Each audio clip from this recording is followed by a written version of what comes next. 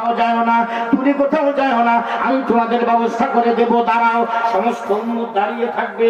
উম্মতের মাঝখান থেকে আল্লাহর পয়গম্বর অনেক দূরে একটা উপরে চকমক ঝলমল ঘর দেখা যাবে, ওই ঘরের মধ্যে চলে যাবে।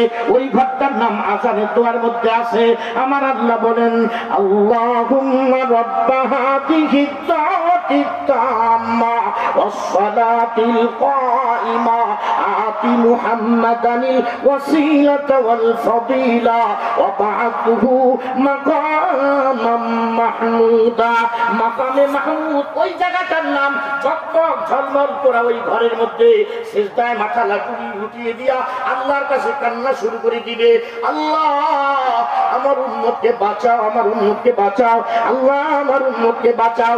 আমাদের নবীর উম্মত ব্যতী রেখে সারা পৃথিবীর সারা দুনিয়ার যত উম্মত আছে সব উম্মতের পক্ষ থেকে আমার পয়গম্বর, আপনার পয়গম্বর আল্লাহর কাছে সুপারিশ করতে থাকবে, আল্লাহ উম্মতদের নিস্তার দাও, আল্লাহ উম্মতদের নিস্তার দেয়।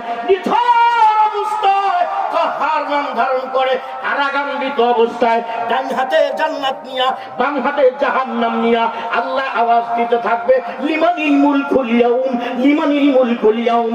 তার রাজত্ব আজকে রে।